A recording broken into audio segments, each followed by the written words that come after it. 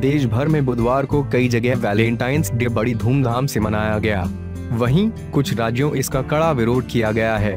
कई सामाजिक और राजनीतिक संगठनों ने वैलेंटाइंस का विरोध करते हुए प्रेमी युगल के साथ मारपीट का मामला सामने आया। तमिलनाडु के कोयम्बटूर में अनोखे तरीके से वैलेंटाइंस डे का विरोध करने का मामला सामने आया है। यहाँ एक समूह में बुधवार को एक कुत्ते और बरकी की शादी करवा दी थी। इसके बाद अब थंथई पेरिया द्रविड़ कजगम ने उनका तलाक करवाने का जिम्मा उठाया है। इसके लिए बाकायदा अदालत में PIL दाखिल की गई है। TPDK ने शादी के बाद फंस गए कुत्ते और बकरी को अलग करने और बेहतर जिंदगी देने की जिम्मेदारी उठाई है। TPDK ने इसके लिए कोयम्बटूर फैमिली कोर्ट में जनहित याचिका दायर की है। इस कुत्ते और बकरी की वैलेंटाइंस डे का विरोध करने के लिए एक संगठन ने शादी करवा दी थी। संगठन ने कुत्ते और बकरी की शादी कर इस दिन का सांकेतिक विरोध दर्ज कराया था।